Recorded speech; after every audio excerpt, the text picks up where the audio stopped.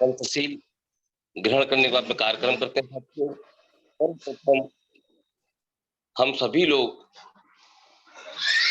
जगन्नाथ जी मुद्रा में हाथ जोड़ेंगे और जो साथी कुर्सी पे बैठे हैं या कहीं भी टेबल बैठे हैं अपने जूते उते खोल लें और सामूहिक रूप से हम त्रिशूल पंचशील करेंगे। सभी साथी जी विश्वनाथ जी जो भी साथी अपना माइक खोलना चाहें वह माइक खोल सकते हैं। चलिए सभी लोग इसका शुभारंभ करें सामूहिक रूप से।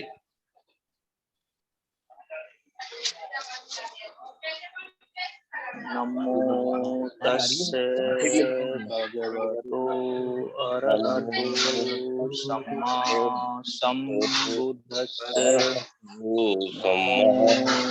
तस्से भगवतो अरहतो सम्मा सम्बुद्धस्से नमो तस्से भगवतो अरहतो सम्मा सम्बुद्धस्से बुद्धं शरणं गच्छामि धम्मं शरणं गच्छामि संघं शरणं गच्छामि द्वितीयं बुद्धं शरणं गच्छामि द्वितीयं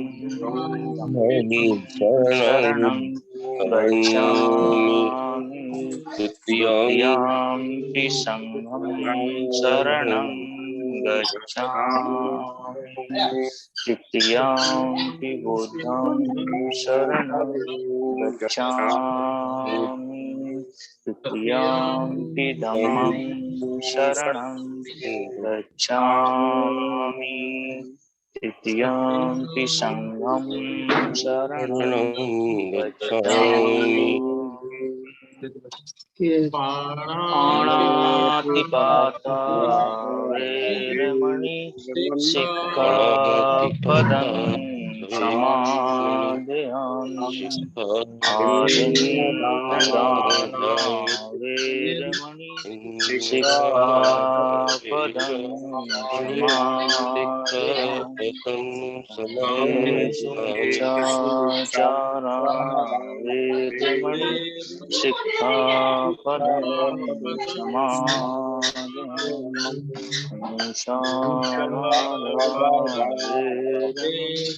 सिक्खापदं समादयामि शूरामेरमद्य समाधिकाना वेरमणि सिक्खापदं समादयामि सब पापस्य अकरणं कुलस्य संपदा सचित्त प्रयोदकरणं एतं बुद्धानुशासनं साधु साधु सबका मंगल सबका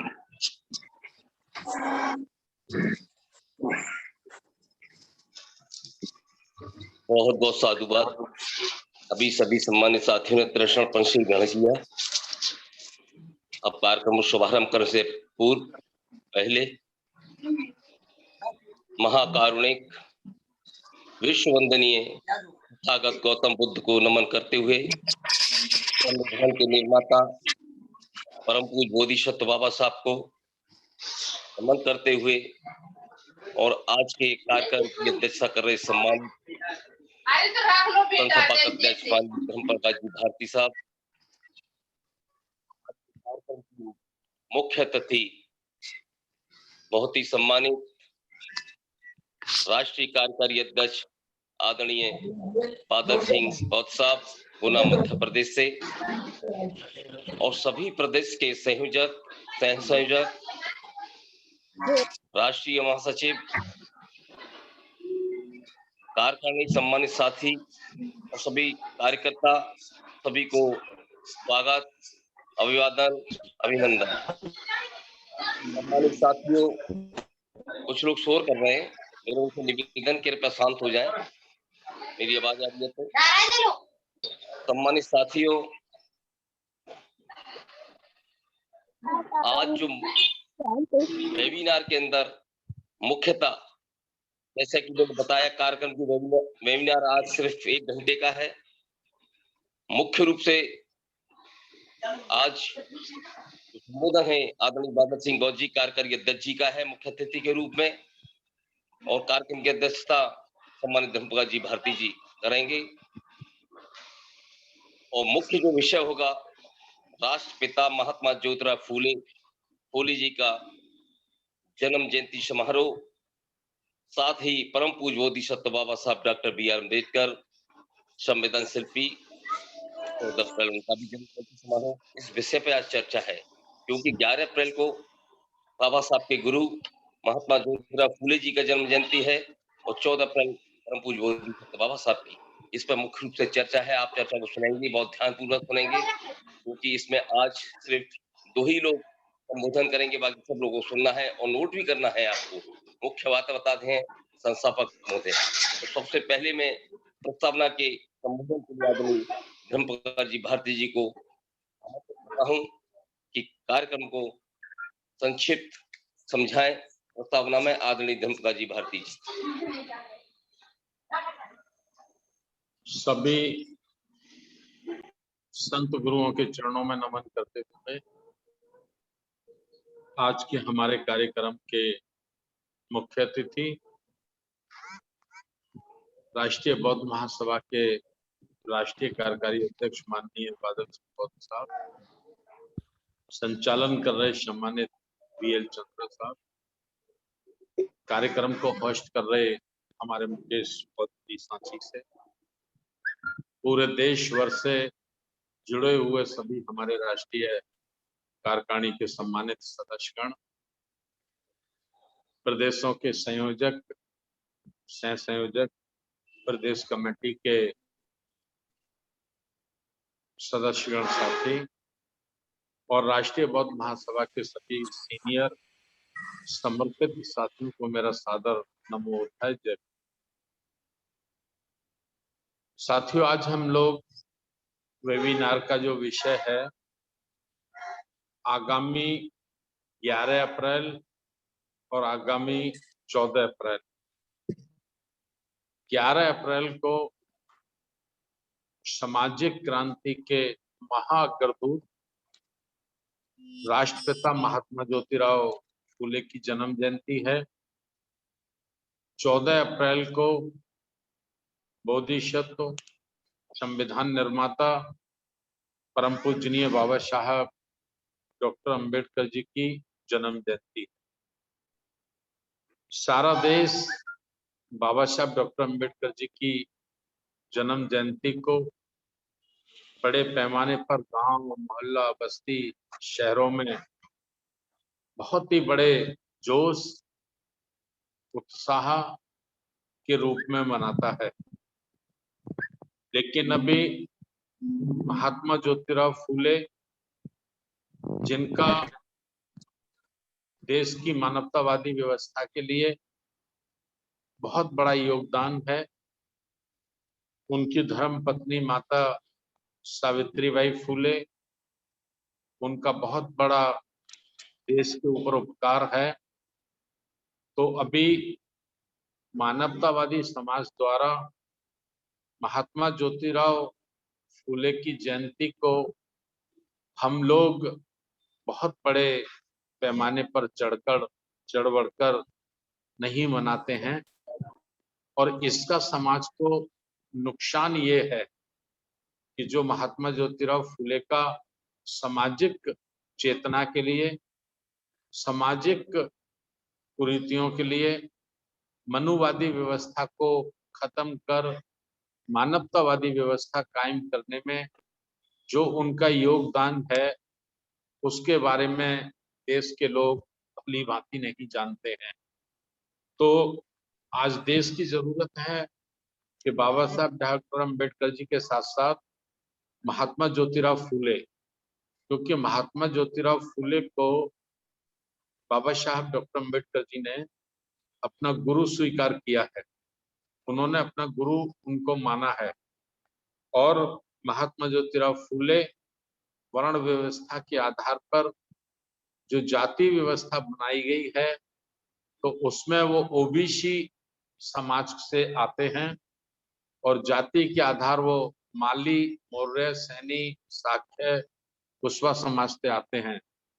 तो बड़े दुख के साथ मैं कह रहा हूं कि आज जो देश का हमारा माली है, सैनी है, शाक्य है, मौर्य है, कुशवा है, वह भी महात्मा ज्योतिराव फुले के जीवन के बारे में नहीं जानता है, उनके जीवन संघर्ष के बारे में नहीं जानता है।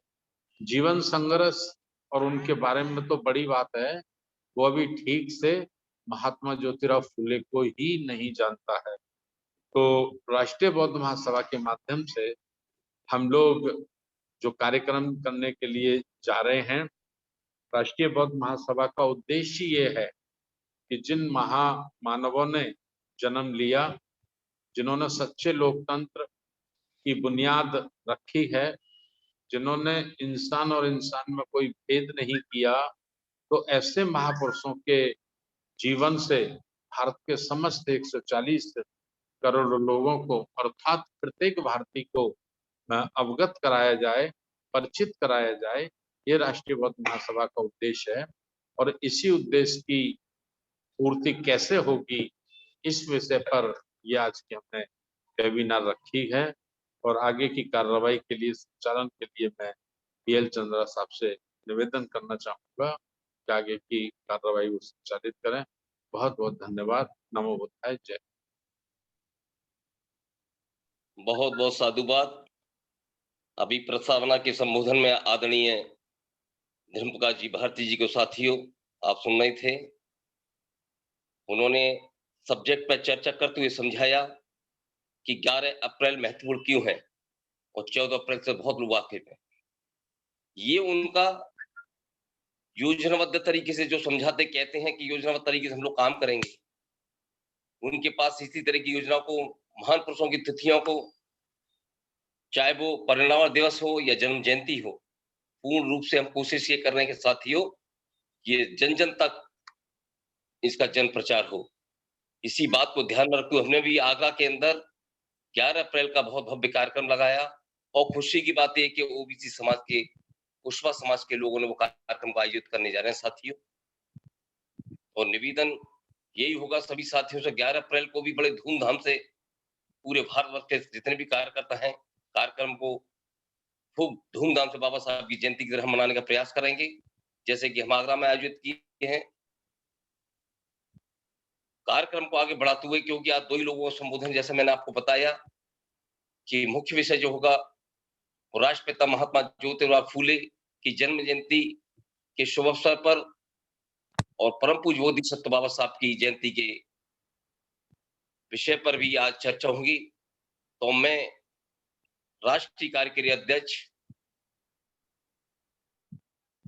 राष्ट्रीय बौद्ध महासभा सम्मानित आदरणीय बाल सिंह बौद्ध जी, गुना मध्य प्रदेश, मुख्य अतिथि के रूप में आमंत्रित करता हूं कि वो अपना संबोधन करें। आदरणीय बौद्ध जी।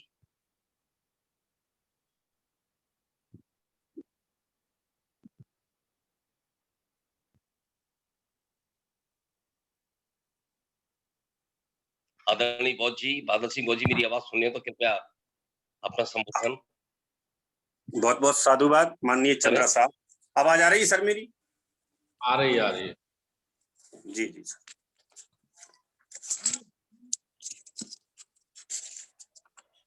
सभी महामानवों को, जी सभी महामानवों को त्रिबार वंदना करते हुए संस्था के संस्थापक राष्ट्रीय अध्यक्ष माननीय धर्म प्रकाश भारती साहब, राष्ट्रीय कार्यकारिणी के सभी सदस्य, संचालक महोदय, सभी प्रदेशों के प्रदेश संयोजक और सभी साथियों को सादर जय भीम, नमो बुद्धाय।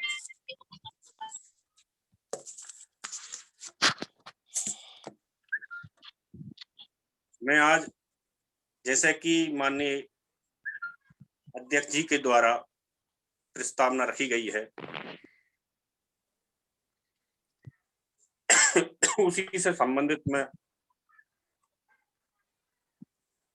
इसकी पृष्ठभूमि रखता हूं।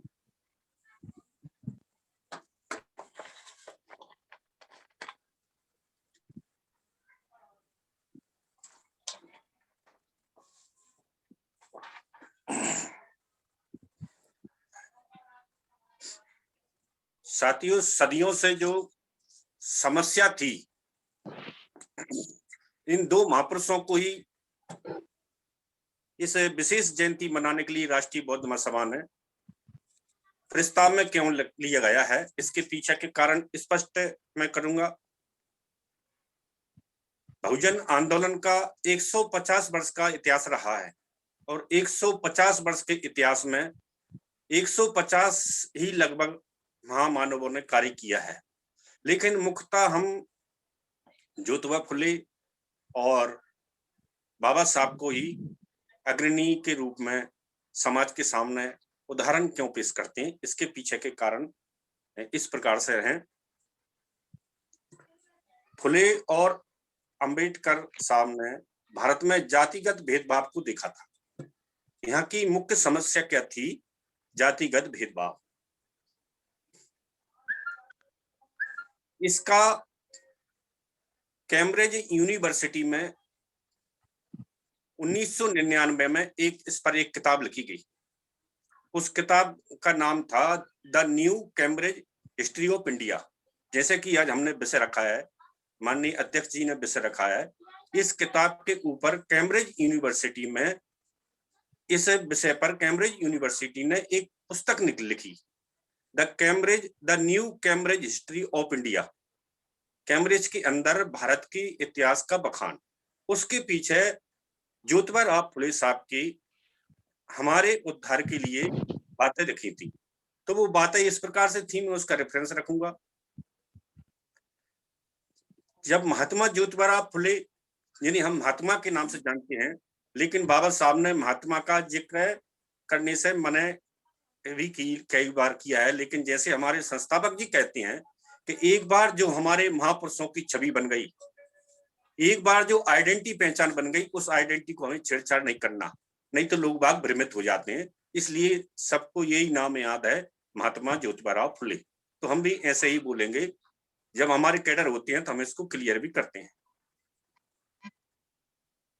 जातिगत भेदभाव देखा, इसलिए वे काले लोगों के साथ हो रहे नस्लीय भेदभाव को समझते थे। ये विदेश में काले और गोरे के भेदभाव थे। नस्लीय और जातीय भेदभाव के बीच समानता को पहली बार उजागर करने का श्रेय ज्योतिबा राव फुले साहब को जाता है। अंग्रेजों के राज के समय उन्होंने करीब 150 वर्ष पहले अमेरिका के काले और भारत के दलितों की स्थिति को परस्पर तुलनात्मक अध्ययन के रूप में अंग्रेजों के सामने रखा।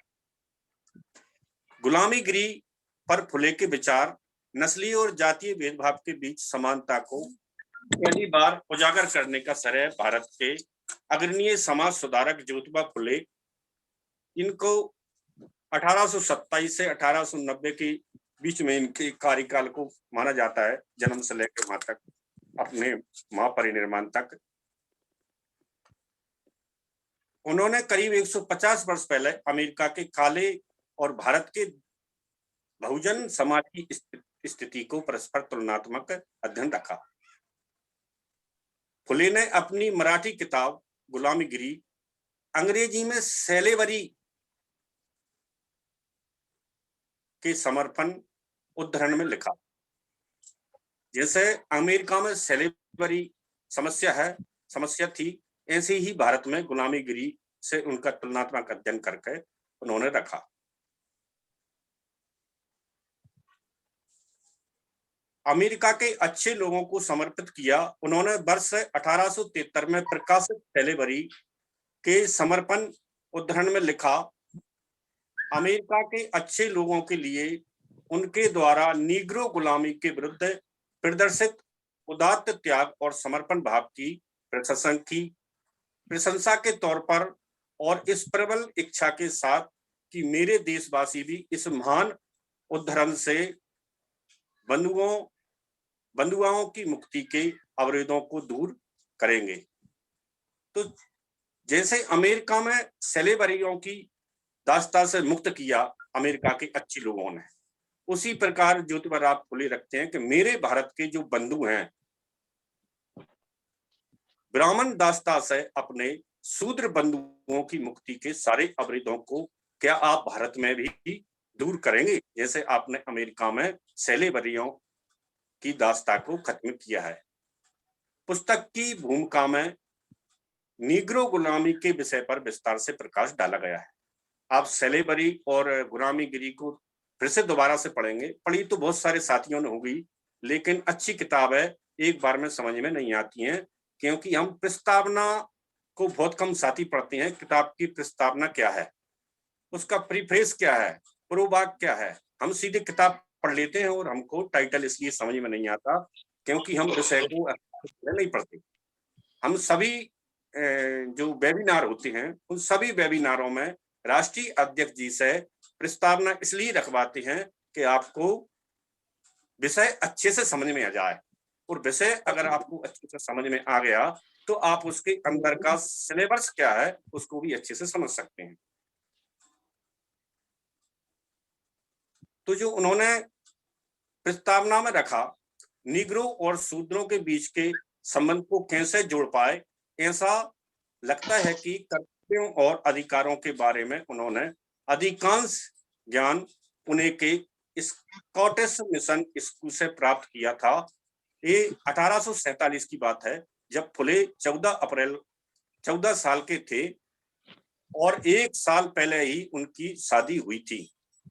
उन्होंने अपने मित्र गोबांडे के साथ मिलकर शिवाजी और जॉर्ज वॉशिंगटन के बारे में पढ़ाई की थी, लेकिन उन पर सर्वाधिक प्रभाव थॉमस पेन की किताब राइट्स ऑफ मैन का पड़ा था। महात्मा ज्योतिबा फुले, डिफरेंस आपको कम मिलेगा, महात्मा ज्योतिबा फुले एक किताब लिखी है धनंजय कीर साहब ने, ये पॉपुलर प्रकाशन मुंबई से प्रकाशित होती हुई है और 1974 में ये प्रकाशित हुई है, और इसकी पृष्ठ संख्या 13 और 14 में आपको ये पढ़ने को मिल सकती है जो मैं बात रख रहा हूँ। तो उन्होंने इसके अंदर क्या रखा, पुस्तक की भूमिका में निग्रो गुलामी के विषय पर विस्तार से प्रकाश डाला गया है।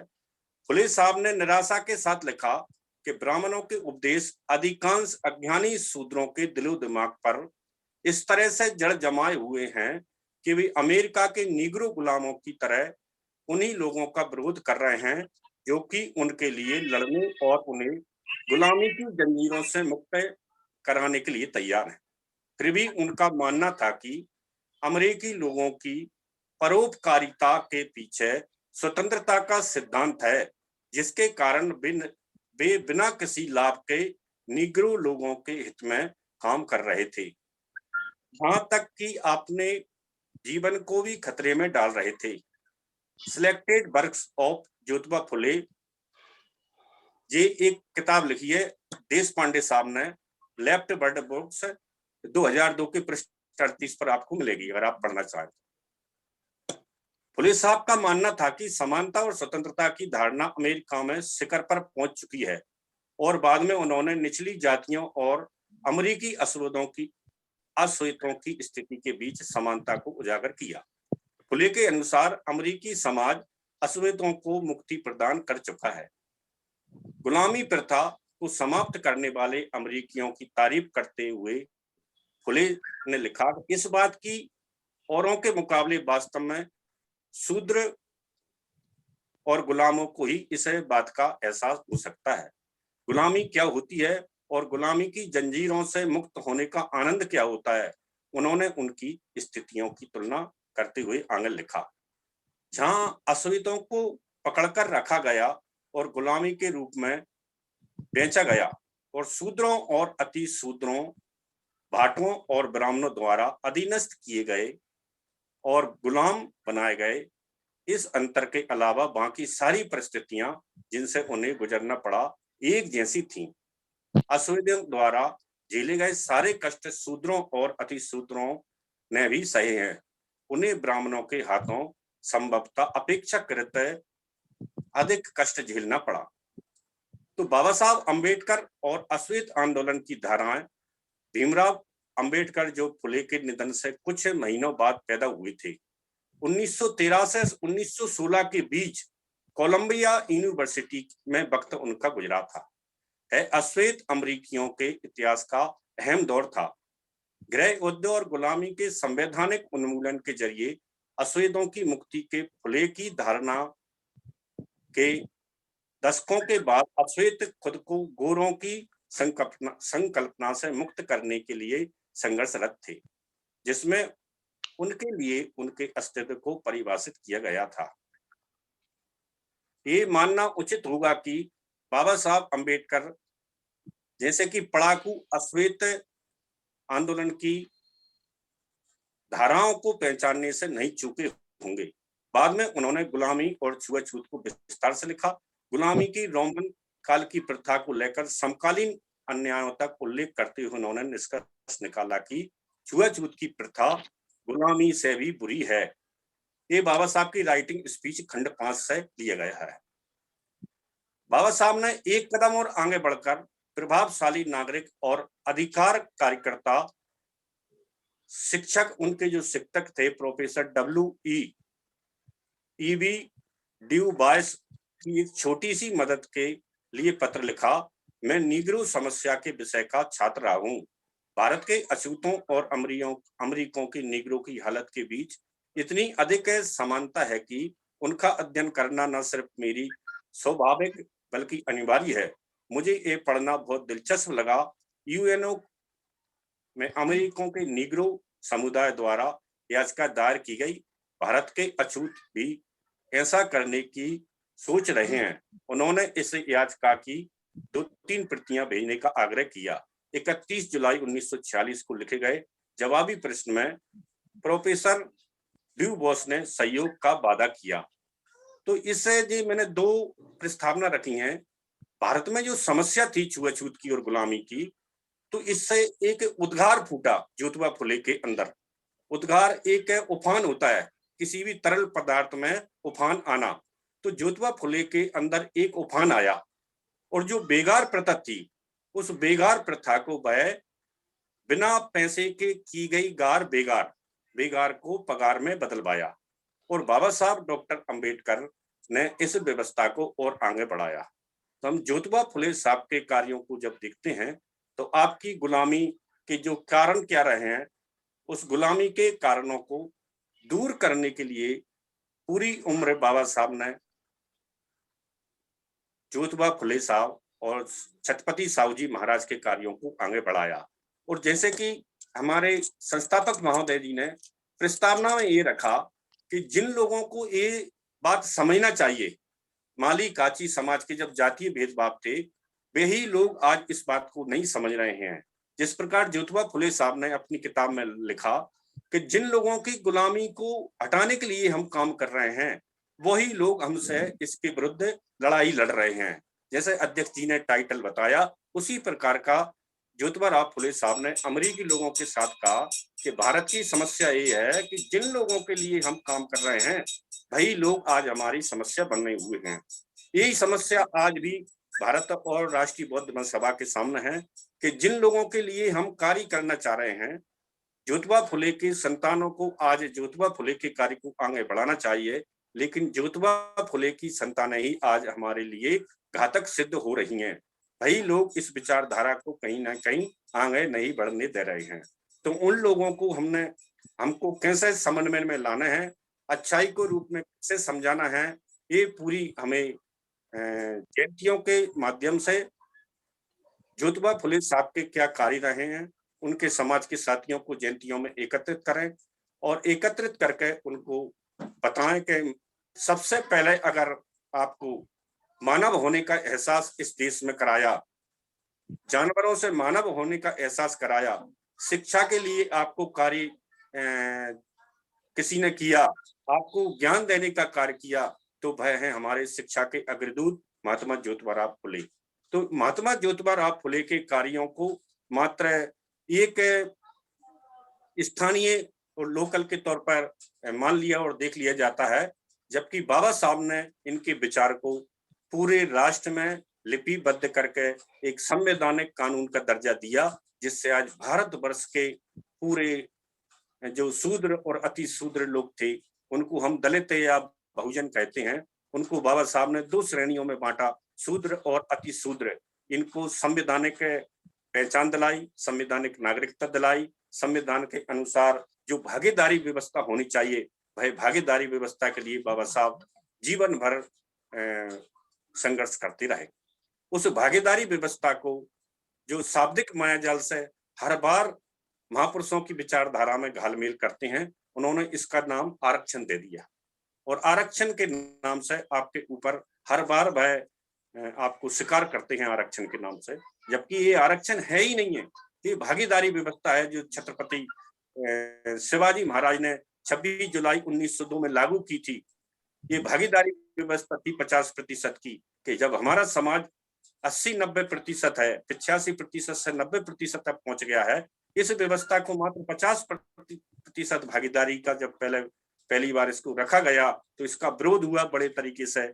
जब कभी साहू जी महाराज की जयंती आ गई तो उस पर विस्तार से रखा जाएगा। ये ज्योतिबा फुले की ही विचार थे जो आगे उनके वंशज छत्रपति शिवाजी महाराज ने आगे बढ़ाया, और बाबा साहब ने इसको इस देश के नियम में लागू कर दिया। जो रिक्वायरमेंट थे उनको रूल बना दिया। बाबा साहब ने कहा कि रिक्वायरमेंट हैं, आवश्यक हैं, इनको नियम बनना चाहिए, और ये प्रोटोकॉल के तहत बाबा साहब ने अति आवश्यकता के साथ पूरे भारत में लागू करवा दिया कि प्रोटोकॉल के साथ इन नियमों को विधिवत रूप से सरल और सेफ, सिस्टमैटिक और सेफ तरीके से लागू जब तक किया जाए, जब तक लोकतंत्र कायम रहेगा। तो इस लोकतंत्र को ही खत्म करने के लिए आज भाई लोग कमर कस चुके हैं और कसम खा चुके हैं और रात दिन काम कर रहे हैं। तो अगर हम उनके बराबर कहीं नहीं है, तो छोटे रूप से ही आप मान के चलिए कि हम उनका इस विचारधारा का, उनके मंसूबों का कहीं ना कहीं अगर विरोध करते हैं, तो एक केस क्रॉस हो जाएगा। जैसे पुलिस में दो लोगों के बीच झगड़ा होता है और पुलिस में भाई केस जाता है और 2 लोग अपनी अपनी अच्छे से समस्या रखते हैं, तो ये समस्या क्रॉस हो जाती है। तो ऐसे कि कल एक छोटा सा सूत्र मैंने डाला था कि अक्सर लोग ये शिकायत करते हैं कि हमारे पास धन के अभाव और गरीबी होने के कारण हम शिक्षा अच्छे से ग्रहण नहीं कर पाते और बीच में शिक्षा छोड़कर फिर वही काम करने लगते हैं, जो जैसे कि धीमान साहब बताते हैं कि एक पीढ़ी से जो व्यक्ति सीखते हैं वही दूसरी पीढ़ी में चला जाता है, और मजदूर का बेटा मजदूरी करता है, शिक्षक का बेटा कहीं नहीं पढ़ता है, कलेक्टर का बेटा कलेक्टर बनने की सोचता है, मजिस्ट्रेट का बेटा मजिस्ट्रेट बनने की सोचता है।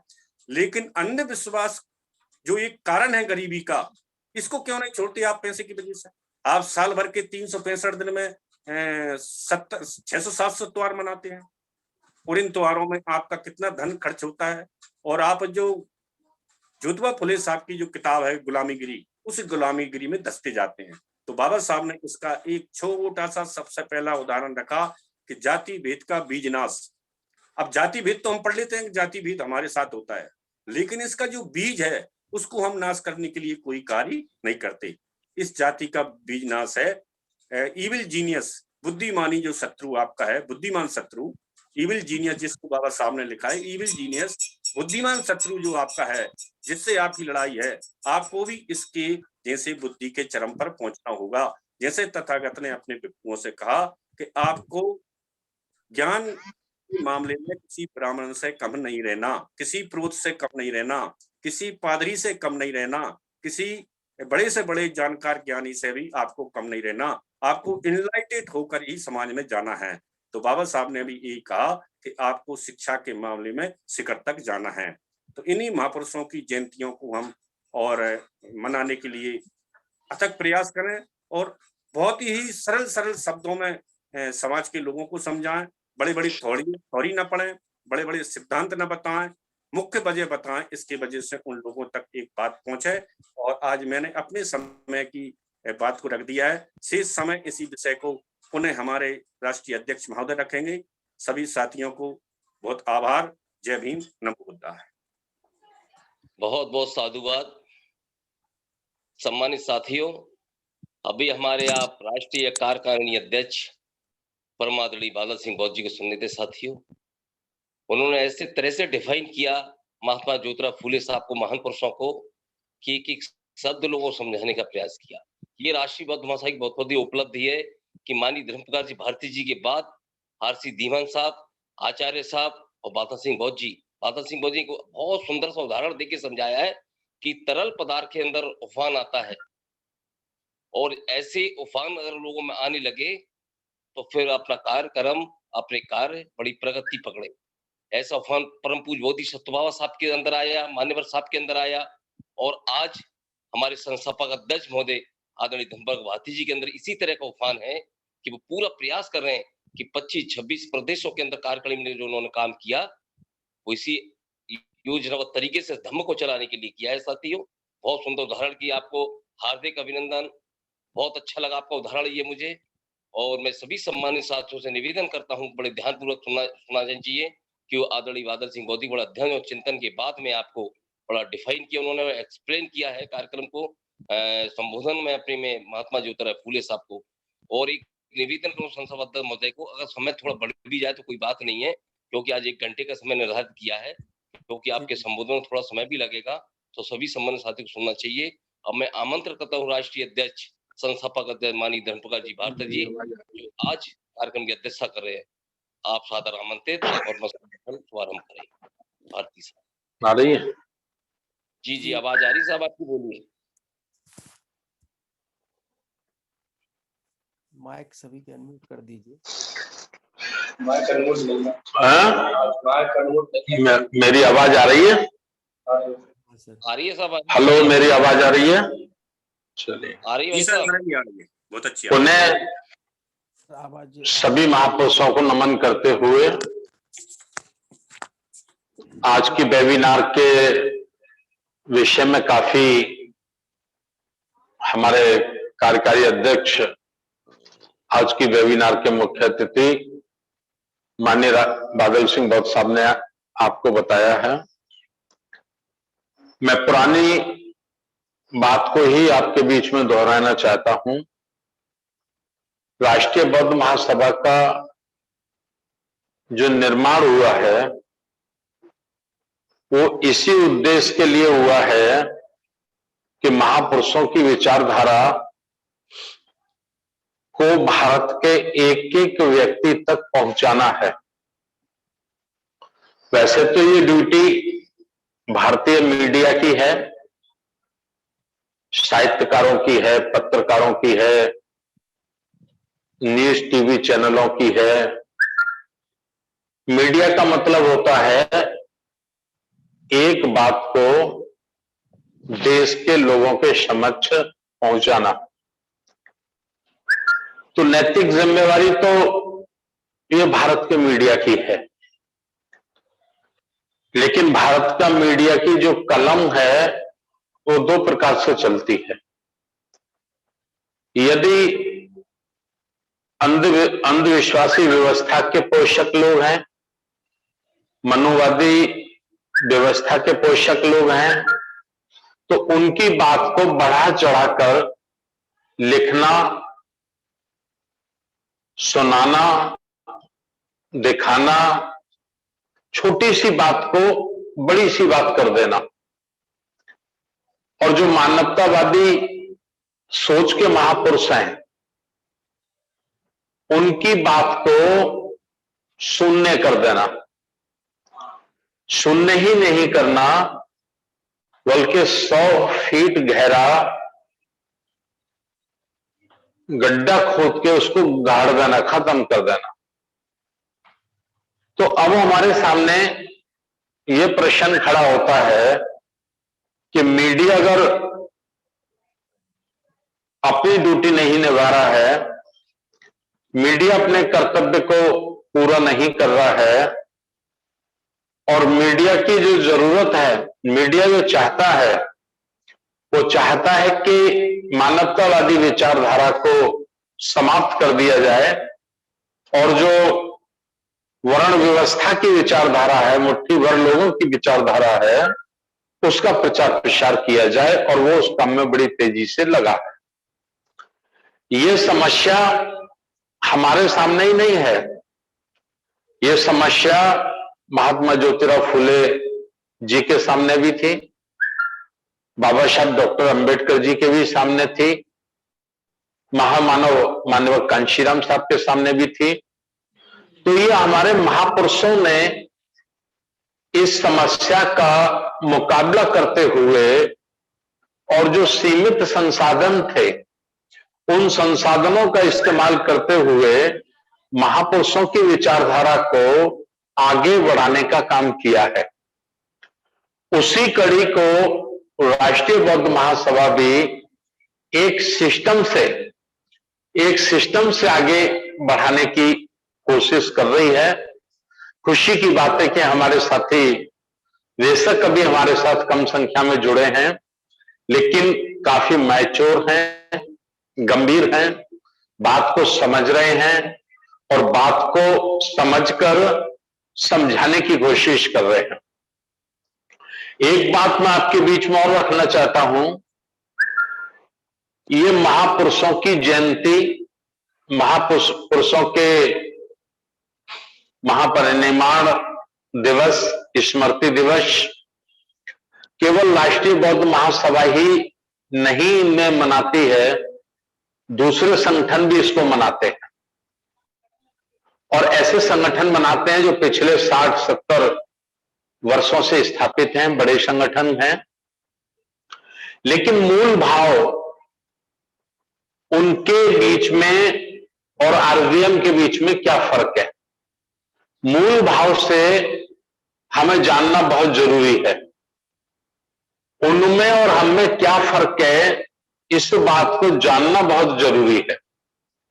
दूसरे संगठन जो जन्म जयंती मनाते हैं तो वो एक महोत्सव मनाते हैं। महोत्सव माने मेला मनाते हैं, ढोल नगाड़े बजाना, गाने बजाने करना, नाचना कूदना करना, खुशी के रूप में उसको मनाते हैं।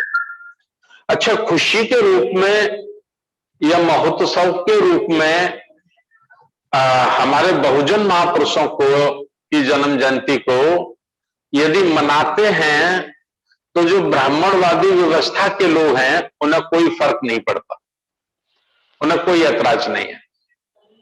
यदि आप नाच गाना करना चाहते हो, आप गाना बजाना करना चाहते हो, आप खूब डांस करना चाहते हो, तो उन्हें कोई ऐतराज नहीं है और उनको कोई फर्क नहीं पड़ता है, वो सहमत है, आप ये काम करिए। और यही काम बड़े पैमाने पर हमारे भारत में जितने संगठन बने हैं वो करते हैं। तो ब्राह्मण व्यवस्था के जो चाहने वाले लोग हैं या उसके जो पोषक लोग हैं, उन्हें ऐतराज किस बात से है, ऐतराज किस बात से है, ये हमें थोड़ा समझना होगा। तो उनको ऐतराज इस बात से है, ऐतराज इस बात से है कि आप जैसे महात्मा ज्योतिराव फुले की जयंती तो मनाओ, बाबा साहब की भी मनाओ, रविदास जी की भी मनाओ, कबीर की भी मनाओ, लेकिन आप गाने बजाने करो, अगरबत्ती मोमबत्ती लगाओ, खाना भोजन करो, भंडारा करो, कोई बात नहीं है, चलेगा। तो वो क्या चाहते हैं कि उनका जो जीवन संघर्ष है, उनके जीवन का जो मूल आंदोलन है, उनके जीवन का जो एक एक पन्ना है, उस पर चर्चा मत करो, उस पर चर्चा मत करो, क्योंकि उस पर चर्चा करते हैं तो मानवतावादी सोच के लोगों को फायदा होता है, उनका ब्रेन वॉश होता है और वो दोस्त और दुश्मन की पहचान करने में सफल होते हैं। वो ये पहचान पाते हैं कि कौन हमारा दोस्त है और कौन हमारा दुश्मन है। तो ये ब्राह्मण व्यवस्था के लोगों को पसंद नहीं है, मनुवादी व्यवस्था के लोगों को ये पसंद नहीं है। नाचना गाना, मोमबत्ती अगरबत्ती लगाना उनको पसंद है। तो राष्ट्रीय बौद्ध महासभा अभी उसको 13वां वर्ष चल रहा है स्थापना हुए।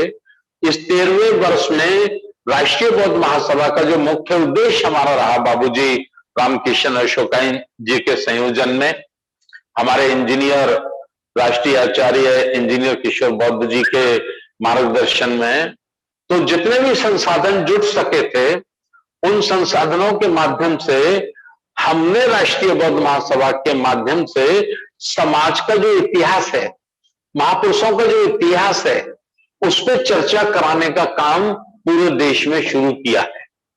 खुशी की बात है कि जो छोटे छोटे संगठन थे, जो कुछ काम धंधा करते रहते थे, उनको भी थोड़ी प्रेरणा मिली और उन्होंने भी थोड़ा सा अपने में परिवर्तन किया और थोड़ी थोड़ी चर्चा वो भी महापुरुषों पे करना शुरू हुए हैं।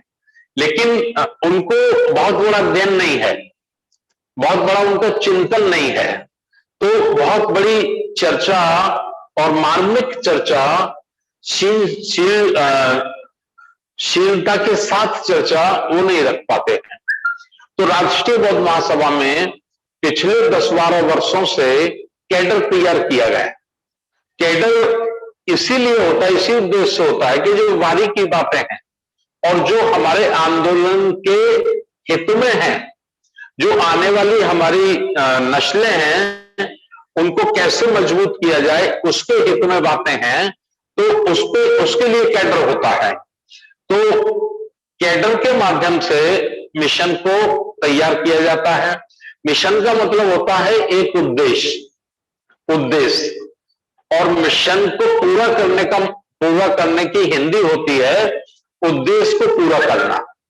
अब उद्देश्य क्या है? उद्देश्य है सामाजिक परिवर्तन, अर्थात समाज को बदलना। 4000 वर्षों की जो व्यवस्था बलपूर्वक और छलपूर्वक समाज के ऊपर थोपी गई है, उस व्यवस्था को समाप्त करना, खत्म करना और मानवतावादी व्यवस्था कायम करना, इंसान और इंसानियत वाली व्यवस्था को कायम करना, ये सामाजिक परिवर्तन बुद्ध का जैसे आंदोलन है। बुद्ध का आंदोलन आध्यात्मिक नहीं है, पूजा पाठ का नहीं है। तो बुद्ध का आंदोलन क्या है? बुद्ध का आंदोलन है समता, स्वतंत्रता, बंधुत्व, न्याय पर आधारित समाज की व्यवस्था। ये बुद्ध का आंदोलन है। महात्मा ज्योतिराव फूले के आंदोलन को, बुद्ध के आंदोलन को संत रविदास, संत कबीर, 150 जो महापुरुष हुए हैं, जिनकी जो विचारधारा थी, मानवतावादी जो सोच थी उनकी, उस सारी सोच को इकट्ठा करके जब बाबा साहब डॉक्टर अंबेडकर को संविधान बनाने का मौका मिला, तो बाबा साहब डॉक्टर अंबेडकर ने सभी मानवतावादी सोच के साधु संतों, गुरुओं को, महापुरुषों की विचारधारा को संविधान में लाके उसको कानूनी रूप देने का काम कर दिया। तो अभी हमको संविधान में तो कानूनी रूप से मानवता की व्यवस्था मिल गई है, लेकिन हमारे देश में 2 सरकारें चलती हैं। एक सरकार चलती है संविधान के आधार पर, जो संविधान की शपथ लेते हैं, संविधान की कसम खाते हैं, और एक सरकार चलती है पैरेलल सरकार, हम उसे कह सकते हैं, जो मनुवादी व्यवस्था की है। तो मनुवादी व्यवस्था को चलाने वाले लोग, मनुवादी व्यवस्था को बनाए रखने वाले लोग संविधान की शपथ लेकर छल कपट धोखे से संविधान की कुर्सियों पर, बड़ी बड़ी कुर्सियों पर उन्होंने कब्जा कर लिया है।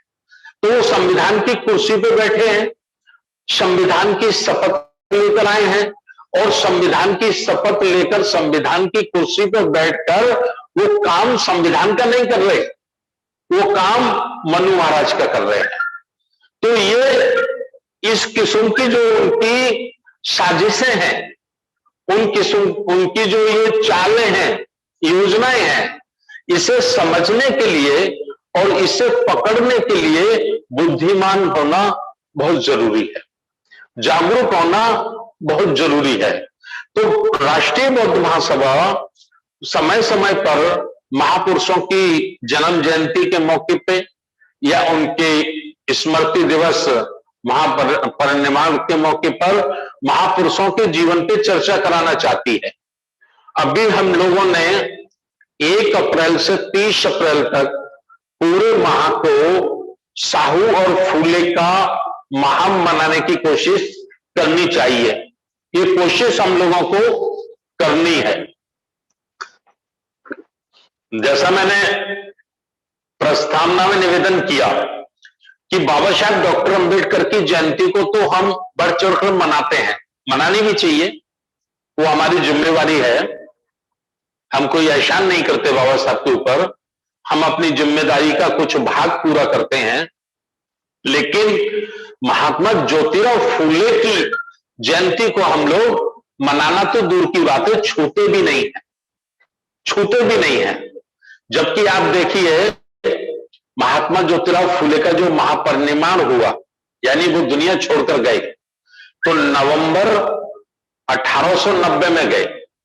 नवंबर 26 नवंबर था कि 27 नवंबर या 28 नवंबर, मुझे ठीक से डेट नहीं है, डेट मुझे याद नहीं इस वक्त, लेकिन मुझे ये याद है कि नवंबर का महीना था और 1890 में महात्मा ज्योतिराव फूले हमारे बीच में नहीं रहे, हमारे बीच से चले गए। ठीक है।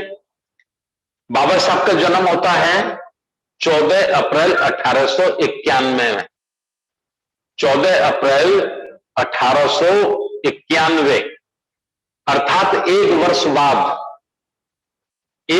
बाद बाबा साहब डॉक्टर अंबेडकर का जन्म होता है। तो अभी लोगों में बड़ा कंफ्यूजन है, बहुत सारे लोग इस कंफ्यूजन में हैं कि महात्मा ज्योतिराव फूले ने बाबा साहब को पढ़ाया था, उनको पढ़ाया था इसलिए बाबा साहब उनको अपना गुरु मानते थे, या इसलिए वो बाबा साहब के गुरु थे। लेकिन महात्मा ज्योतिराव फूले तो बाबा साहब को जन्म होने से पहले ही दुनिया से चले गए थे, तो फिर बाबा साहब डॉक्टर अंबेडकर के गुरु कैसे हुए? तो बाबा साहब डॉक्टर अंबेडकर का जो परिवार था वो कबीरपंथी था। कबीरपंथी इंसान और इंसानियत को मानने वाले लोग थे, वो ईश्वर और वर्ण व्यवस्था में विश्वास करने वाले लोग नहीं थे। उनके पिताजी कबीरपंथी थे। तो इस बीच में जब बाबा साहब पढ़ रहे थे तो बालापन ही था, बाबा साहब की बड़ी उम्र नहीं थी, तो उनके हाथ महात्मा ज्योतिराव फूले की लिखी गई एक किताब गुलामगिरी बाबा साहब को मिल गई। तो बाबा साहब ने जब गुलामगिरी को पढ़ा तो उनको वर्ण व्यवस्था के षड्यंत्र का बहुत बड़ा उनको फायदा मिला, तजुर्बा मिला, और जो उनकी सोच थी मानवतावादी महात्मा ज्योतिराव फूले की, जैसे उन्होंने ब्राह्मण रहित विवाहों का परिचालन शुरू किया, ब्राह्मण को ना बुलाकर सामाजिक संस्कारों का शुरू किया, शोध संस्थानें उन्होंने बनाई, शिक्षा केंद्र उन्होंने खोले, तो ये सारी बातें बाबा साहब डॉक्टर अंबेडकर के दिल में समा गई। तो बाबा साहब डॉक्टर अंबेडकर ने स्वतः महात्मा ज्योतिराव फूले को अपना गुरु स्वीकार किया। ये बात मैं समझता हूं कि भारत के 1% लोगों को भी मालूम नहीं, 100% तो छोड़ो, 1% लोगों को भी ये मालूम नहीं है कि बाबा साहब डॉक्टर अंबेडकर महात्मा ज्योतिराव फूले को गुरु क्यों मानते थे, क्या कारण था। अब बाबा साहब का जन्म तो 1 वर्ष बाद हुआ, महात्मा फूले तो 1 वर्ष पहले दुनिया छोड़ के चले गए।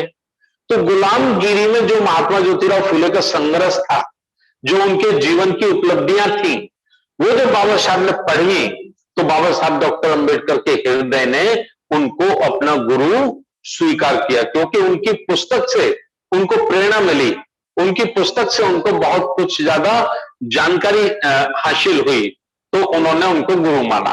एक रहस्य मैं और आपके बीच में बता दूं, बाबा साहब से पहले उनको ज्योतिबा राव कहते थे, महात्मा नहीं कहते थे। महात्मा की उपाधि या महात्मा शब्द पे संबोधन बाबा साहब डॉक्टर अंबेडकर ने ही उनको दिया है। बाबा साहब ने ही उनको महात्मा की उपाधि दी और महात्मा संबोधन उनको कहा। तो आज हम लोगों को जो काम करना है, 11 अप्रैल महात्मा ज्योतिराव फूले की जन्म जयंती है, ठीक है, और रविवार का दिन है, ठीक है। 11 अप्रैल महात्मा ज्योतिराव फुले की जन्म जयंती है और रविवार अर्थात छुट्टी वाला दिन है। तो हम चूंकि 14 अप्रैल को इतने प्रोग्राम होते हैं मोहल्ले में, गांव में, बस्ती में, जितने भी संगठन हैं, 10,000 करीब संगठन है, सब जिंदा हो जाते हैं 14 अप्रैल को। तो सब अपना अपना कुछ ना कुछ करते हैं, चाहे वो 5 लोग बैठकर मोमबत्ती अगरबत्ती लगाएं, लेकिन लगाते हैं, अच्छी बातें लगानी चाहिए। तो हम लोग बड़ी चर्चा उस दिन नहीं कर पाते, तो हमें ये रविवार का फायदा उठाना चाहिए।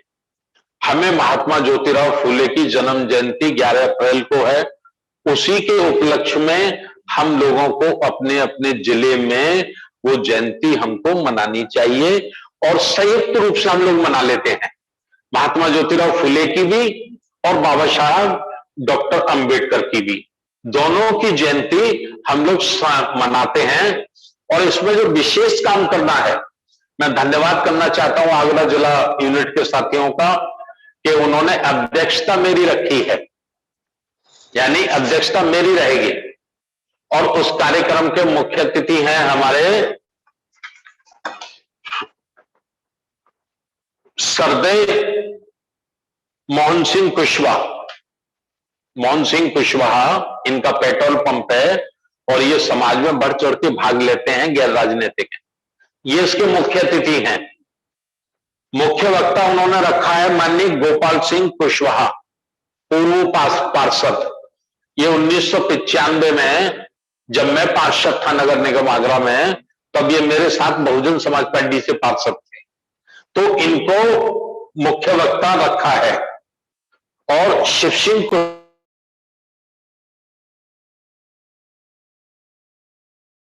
साहब माइक अनम्यूट कर लें।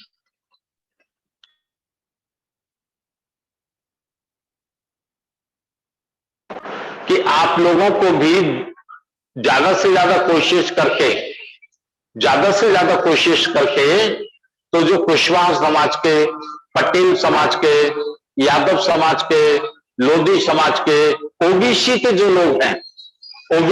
लोग हैं उनको ही मुख्य अतिथि या मुख्य वक्ता या विशिष्ट अतिथि ज्यादा से ज्यादा बताइए। 2-3 लोग अपने भी शेड्यूल कास्ट के भी रख लीजिए, जो कि पूरा इतिहास ज्यादातर शेड्यूल कास्ट के साथियों को ही बताना पड़ेगा।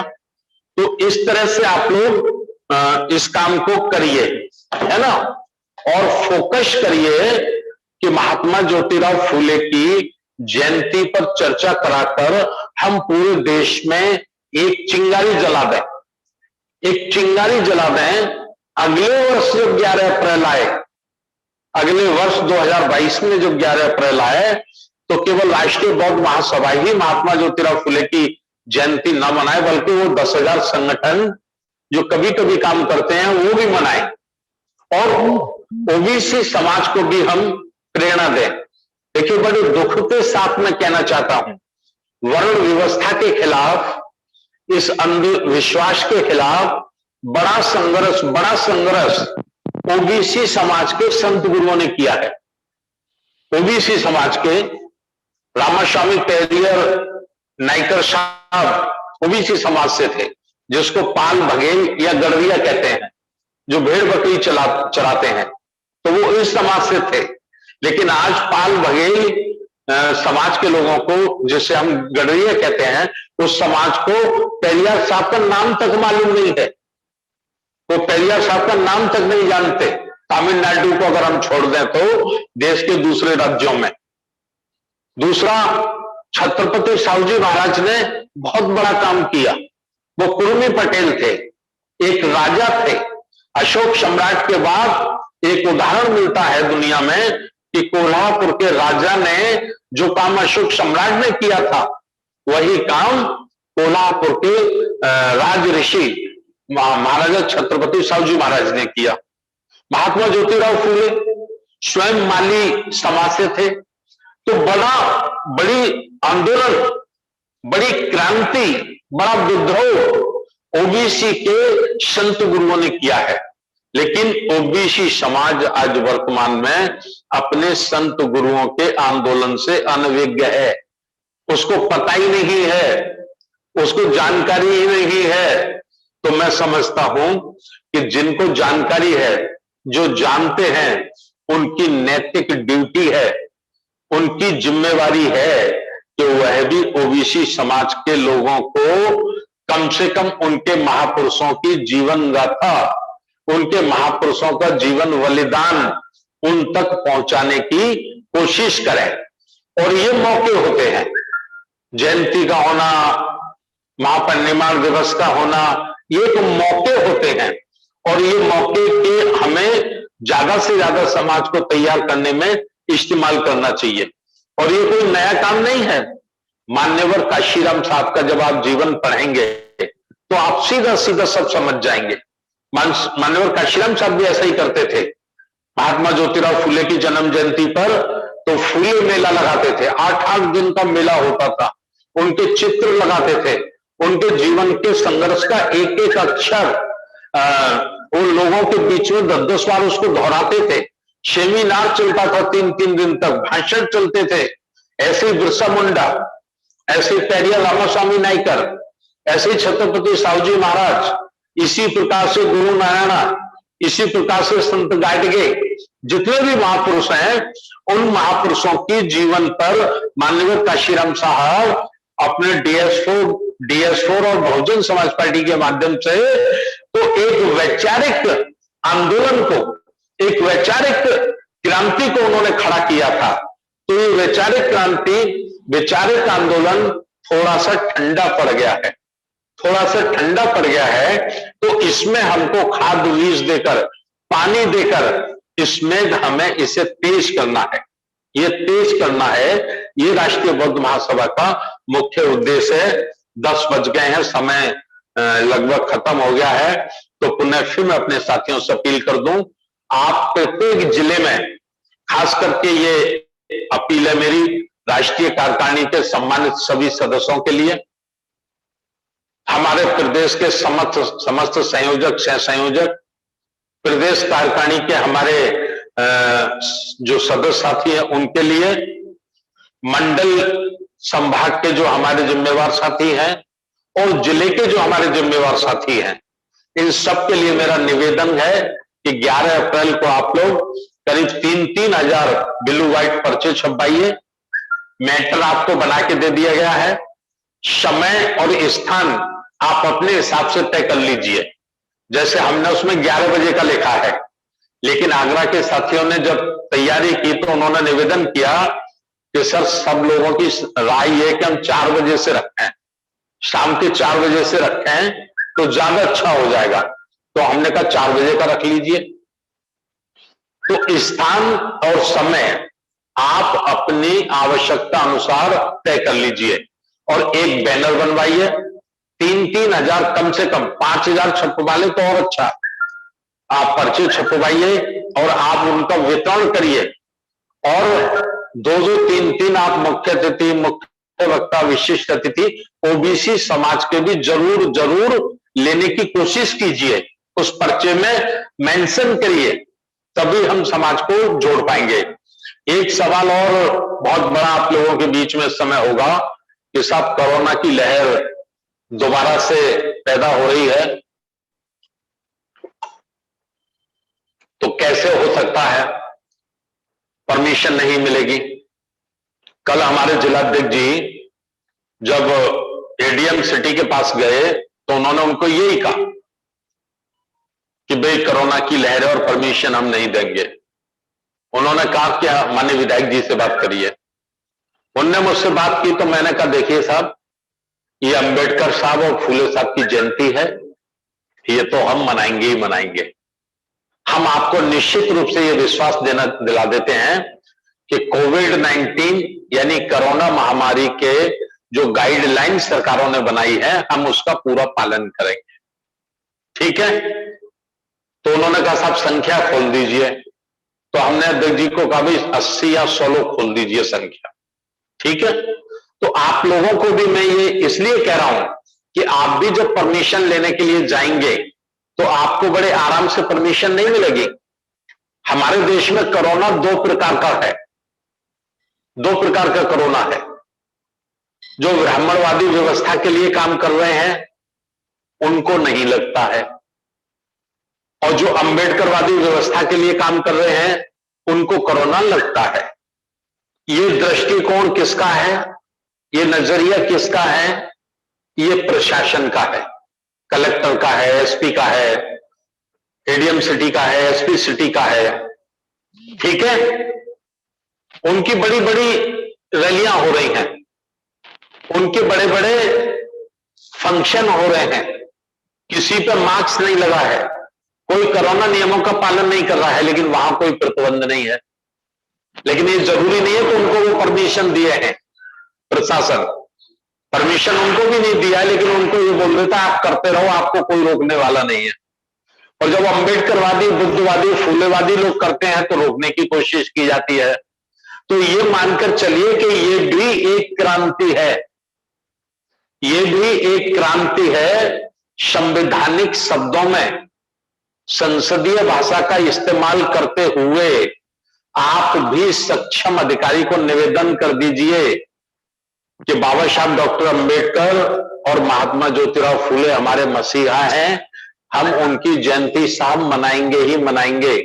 आप चाहे मुकदमा लिखिए, चाहे हमको जेल भेजिए, जो करना चाहते आप करिए, लेकिन हम इस काम को नहीं रोकने वाले हैं।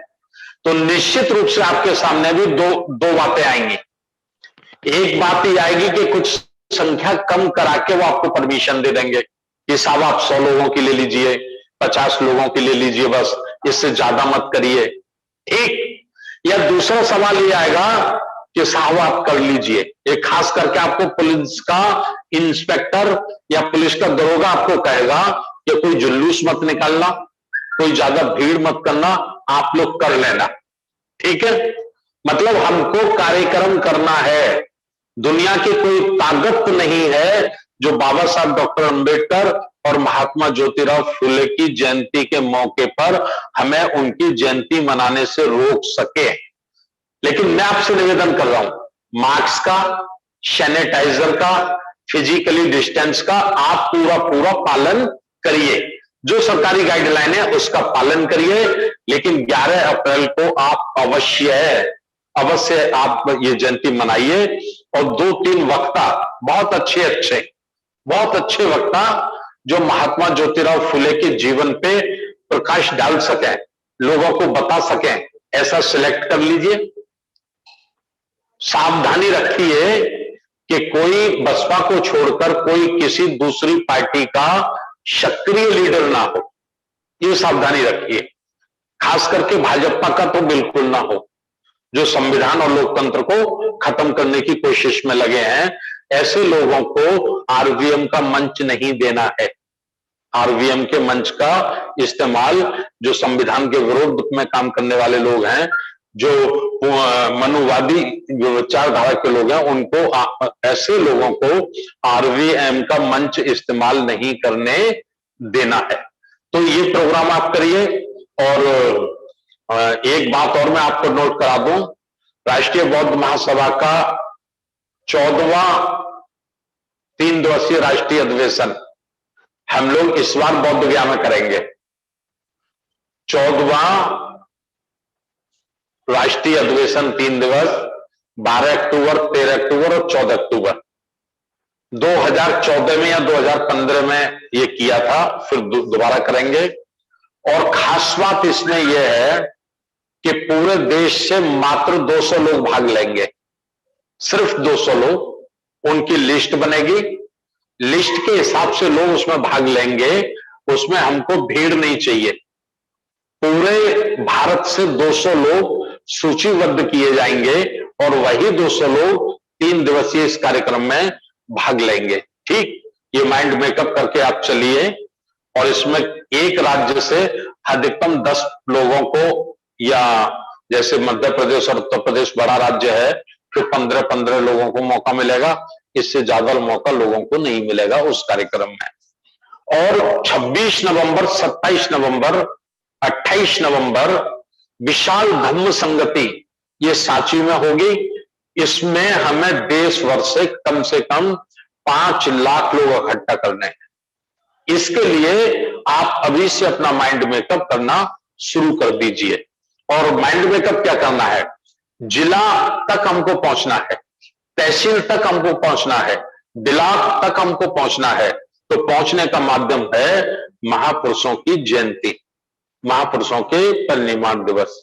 इसलिए कोशिश करिए सभी राष्ट्रीय कार्यकारिणी के साथी, सभी प्रदेशों के जिम्मेवार साथी ये कोशिश करें कि 11 अप्रैल को उनके जिले, उनके प्रदेश के कोई भी जिला ना बचे जहां महात्मा ज्योतिराव फुले और बाबा साहब डॉक्टर अंबेडकर जी की संयुक्त जयंती समारोह ना हो। और उसका नाम रखा गया है संकल्प समारोह, संविधान संकल्प समारोह। आप सब लोग संविधान की जो प्रस्तावना है, विशेष मैं इस बात को नोट करा रहा हूं, आप लोग नोट कर लीजिए, संविधान की जो प्रस्तावना उसकी कॉपी बना लीजिए। और जब जो भी अध्यक्षता करेंगे, तो जो अध्यक्षता करेंगे सभ्य सत्ता से पहले, सभ्य सत्ता से पहले सब लोग खड़े होंगे, खड़े होकर इस तरह से महापुरुषों की तरफ हाथ करेंगे, जैसे मैं ये कर रहा हूं, बाबा साहब की तरफ, महात्मा ज्योतिराव फुले की तस्वीर की तरफ।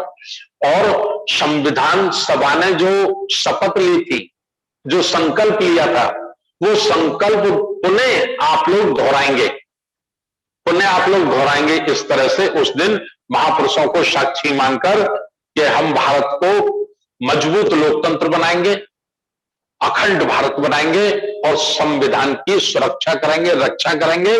हम अपने जीवन खून की एक एक बूंद बलिदान कर देंगे, लेकिन संविधान पर आंच नहीं आने देंगे। इसलिए ये जन्म जयंती समारोह संविधान संकल्प समारोह के रूप में भी हमें मनाना है।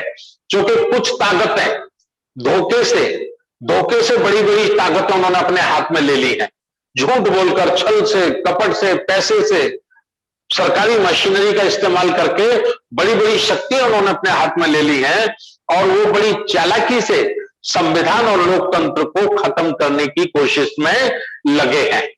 वो मनुवादी लोग जो मनुस्मृति को दोबारा भारत में लाना चाहते हैं, ऐसे लोग उसको खत्म करने की कोशिश में लगे हैं।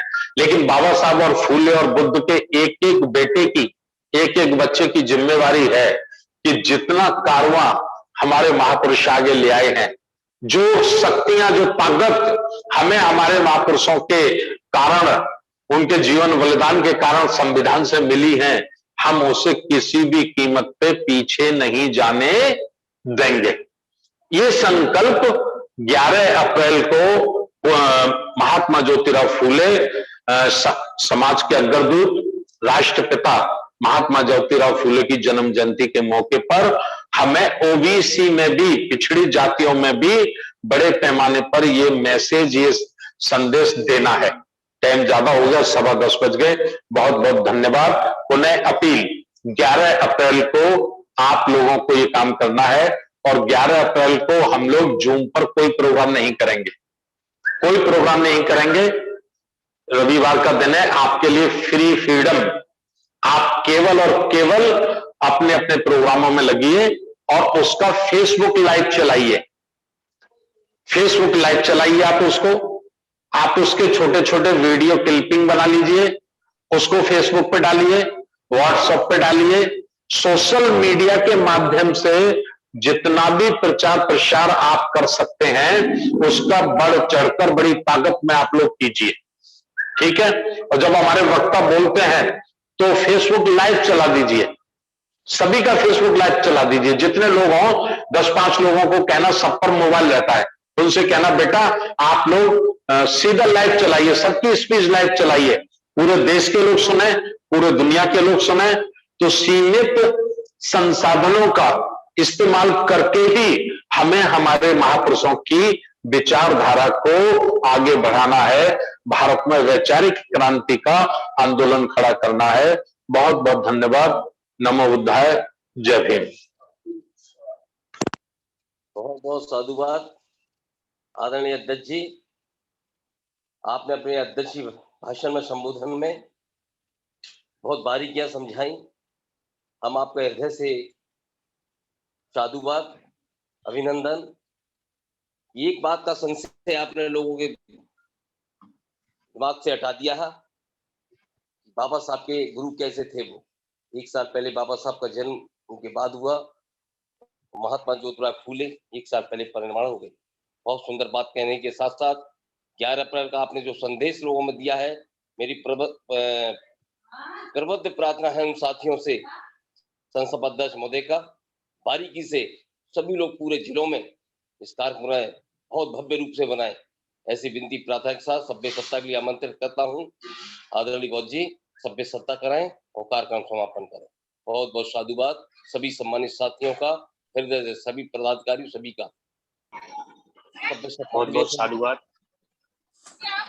सम्मानित साथियों, क्योंकि समय हो चुका है, अब हम सभ्य सत्ता से आज की वेबिनार का समापन करेंगे।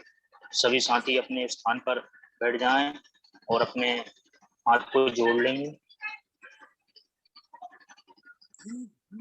सभ्य सत्ता सुखी हुंतु, सभ्य हुंतु चके मिनो, सभ्य भद्राणि पश्यन्तु मा किंचित् दुःखमागम। सभ्य सत्ता सुखी हुंतु सभ्य भद्राणि पश्यन्तु मा भद्राणि पश्यन्तु मा किंचित् दुःखमागम। सभ्य सत्ता सुखी सभ्य हुंतु चकेनो, सभ्य भद्राणि पश्यन्तु मा किंचित् दुःखमागम।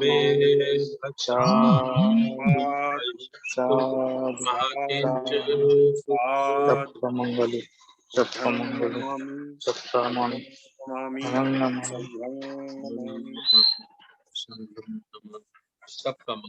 सबका